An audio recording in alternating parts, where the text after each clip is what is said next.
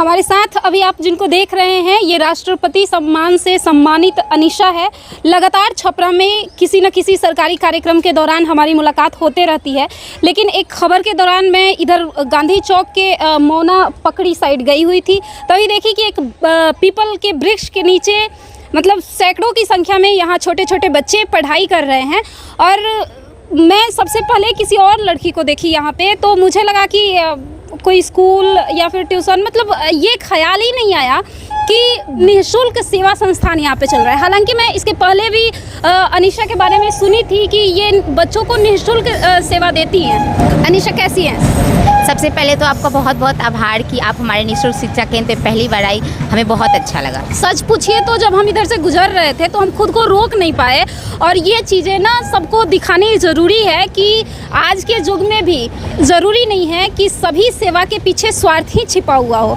अनीशा, ये प्रॉपर जगह कौन सा है?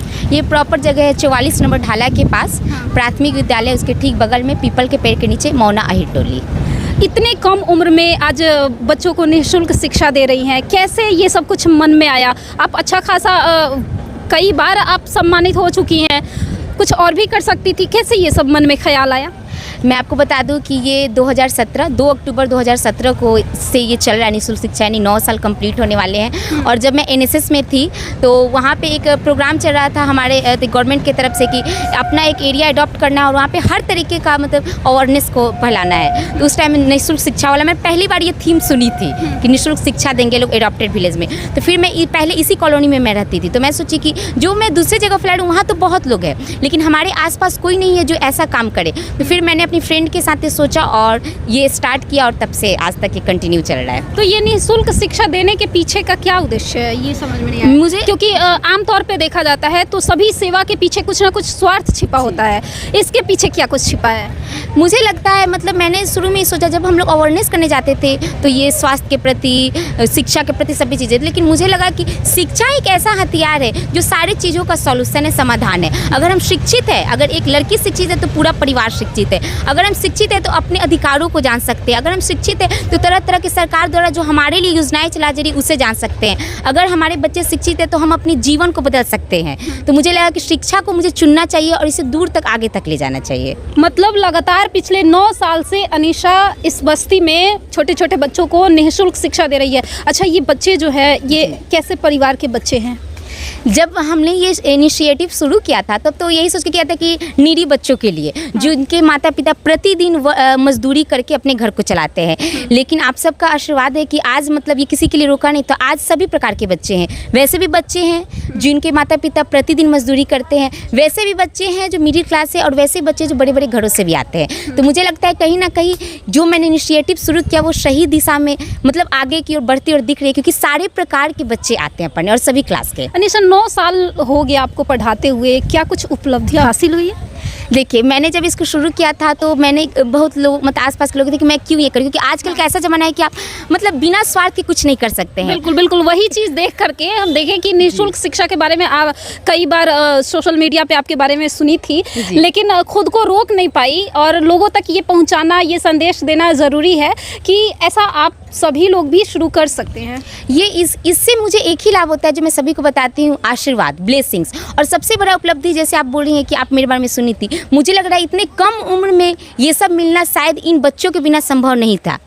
तो मुझे इनसे ब्लेसिंग्स मिलती है, मान सम्मान मिलती है।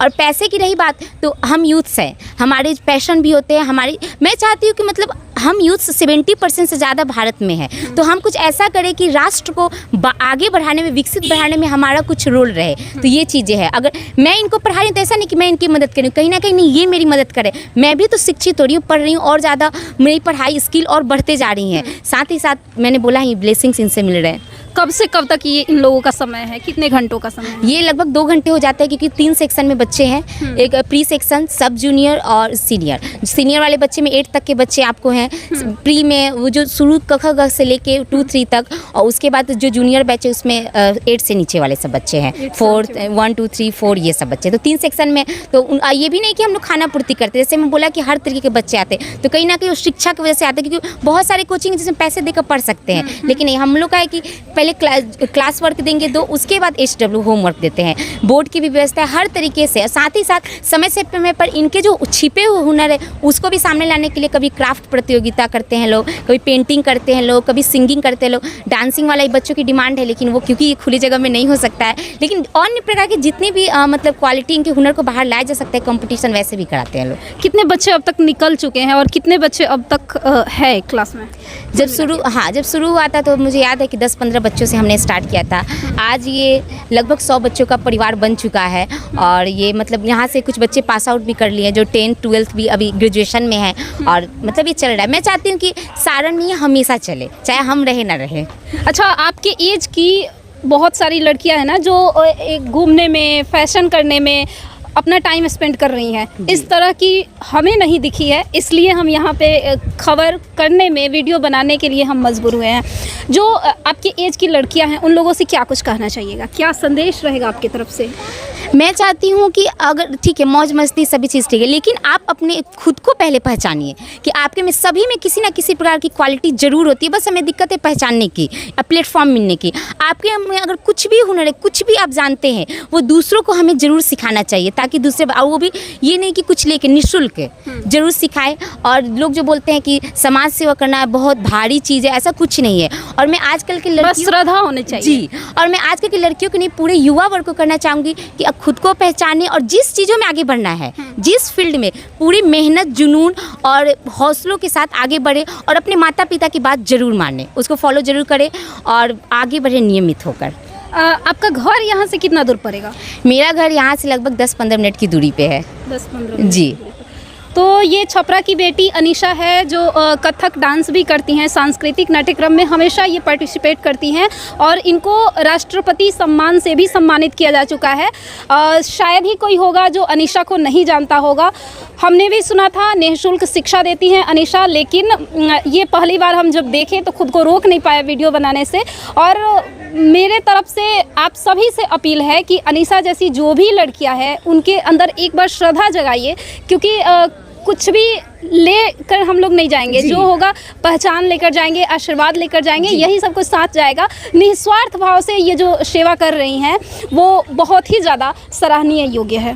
आपका बहुत बहुत धन्यवाद।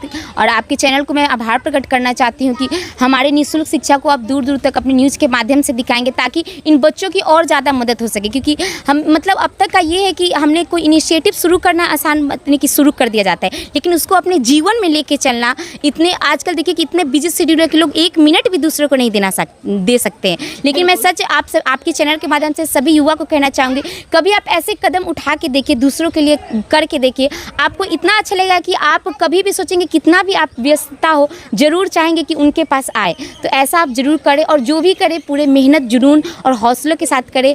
और आपका बहुत बहुत आभार कि आपने हमारी निःशुल्क शिक्षा को समय दिया दी। ये तो मुझे करना ही था, क्योंकि अगर आप निःशुल्क सेवा भावना से अगर आप ये सब कर रही हैं तो वो मेरा फ़र्ज़ बनता है एक मीडिया के माध्यम से लोगों तक इसको पहुंचाना।